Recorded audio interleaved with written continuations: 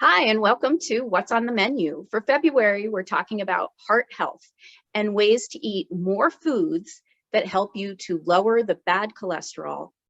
A lot of times when we think about cardiac diets or heart healthy diets, you hear a whole lot of no, no, no, don't eat this, don't eat that, avoid this, avoid that. So I like to put a more positive spin on it and talk about more of the things you should eat and things that are good to eat.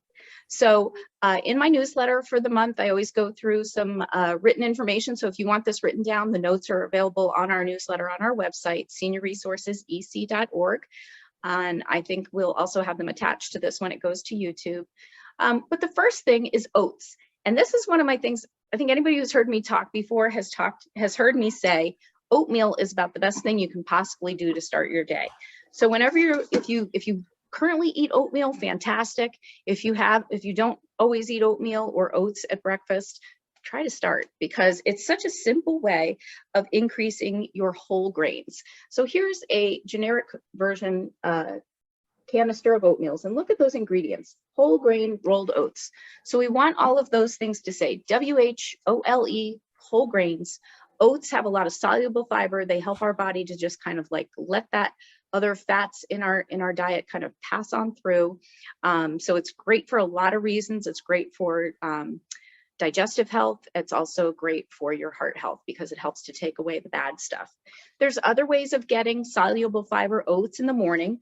We have a famous name brand cereal that is made from whole grain oats, and it comes in a lot of different flavors. So I will say all of them have those same whole grain oats,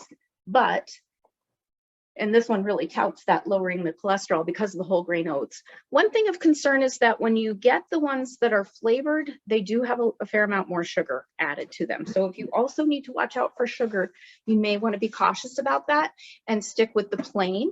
And then you can always add some fruit or some other item to kind of sweeten it up a little bit if you'd like, because the sugar difference is pretty significant, but the action of the whole grains and those soluble fibers are definitely the same in both of those.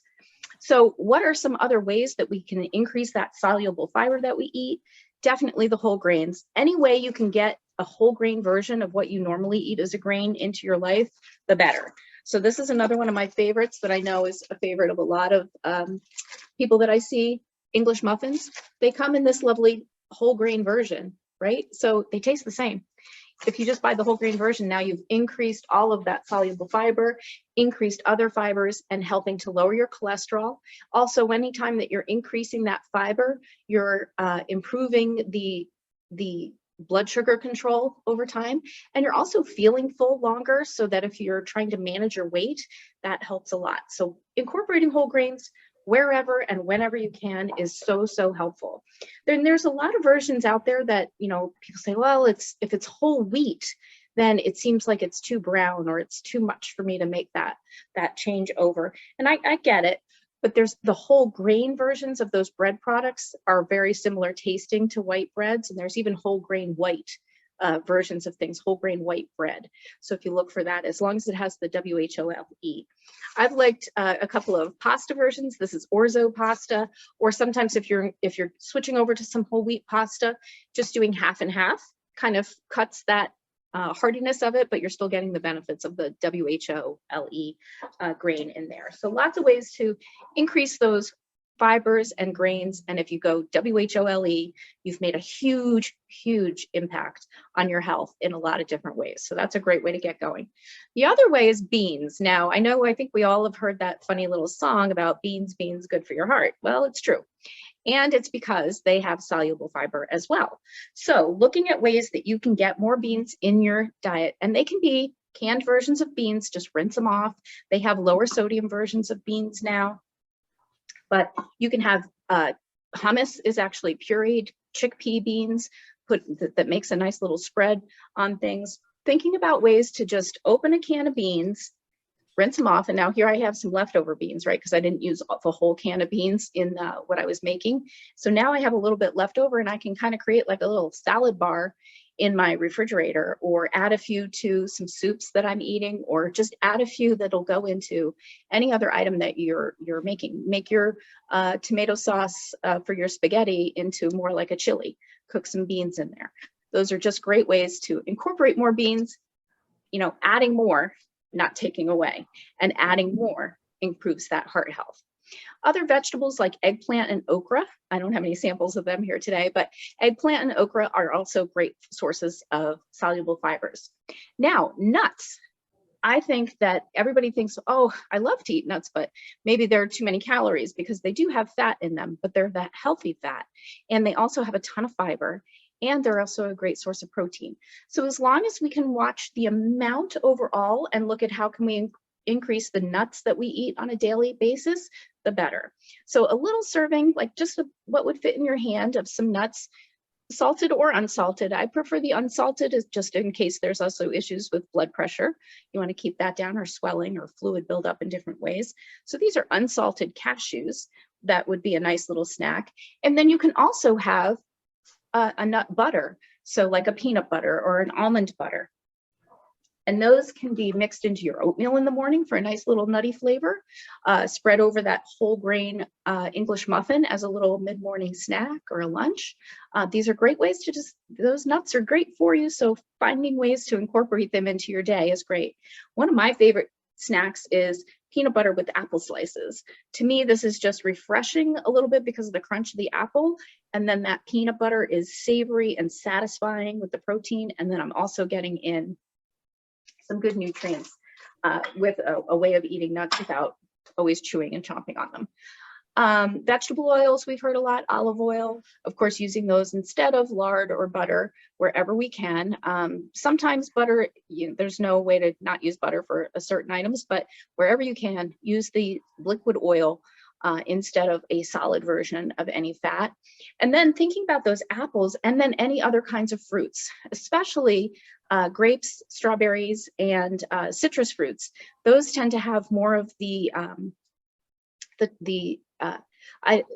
active factors that are going to improve our cholesterol levels. But all fruits are good that way because they're providing fiber and not a lot of calories and making us feel full longer. But apples, strawberries, bananas, and citrus are quite good. Well, bananas are not as much, but and then in any form of diet, we want to increase our vegetables. So looking at ways of how can you increase vegetables? Sometimes it's hard to think about them at breakfast, although I've seen recipes for putting broccoli in oatmeal, and it didn't really fly for me, but you're welcome to try. If you eat omelets or any of those kind of things, that's a great easy way of getting some vegetables in your morning. But I focus in later in the day, or maybe in my snacks. How can I get more vegetables in the day? One of my new favorites is salad in a jar. So you can make this up ahead of time, just with whatever kind of vegetables you want to put in there. See, there's my red beans. These are frozen peas. So you can use a fresh or frozen of any kind of vegetable in here, a little bit of carrot slices, and then you just put whatever salad dressing you're going to have in the very bottom. And this also helps you know exactly how much salad dressing did you put in to put that on that whole salad. And then you just fill the whole thing with lettuce and a little bit of crunchies on top. So ways to think about having salad for a lunch or one of your meals on the go. Great ways to do that. I also love frozen vegetables because you can get them for very inexpensive and they keep fresh all the time. You don't have waste. They're super easy. You don't even have to chop anything up. Just cook off a little extra frozen vegetable as a side for any dish. Put them in these salad ideas. Add some to your soup or any other food mixed dish that you're making. A little more vegetable goes a long, long way to help improve your heart health. And the other two things that are on our list for lowering our low density lipoproteins today are soy. Now that can be in the version of soy milk or tofu, or the biggest new thing, I'm trying to hide the brand there, is edamame. I love saying that word too. But edamame, you can make this into a salad. You can put these beans on top of the salad. A lot of some restaurants have them on their salads now. This is a quick and easy way of eating soy and getting in a different kind of bean in your diet. And then there's always the tried and true salmon or any other kind of fatty fish. This is what I'll be cooking for dinner tonight. But the fatty fish or more incorporation of fish in your weekly meal plan can help to lower your low density lipoproteins. And moreover than that, there's a lot of science behind saying if we can decrease the amount of red meat that we eat, that is helpful for our hearts. It's not to say completely eliminate it, but just not have it be a part of your diet every day. So keep that as a special treat and keep the serving sizes on the smaller end of things as far as flavoring. So that's the one time I guess I said don't eat something, but I meant to say eat more fatty fish. Some tuna, some chicken is not a fish, but it's a healthier protein source, or getting those beans and nuts. So that's my topic for today. And I hope you join us anytime on our What's on the Menu segments, where you can ask questions about this or any of the other topics I might cover. Thanks for coming.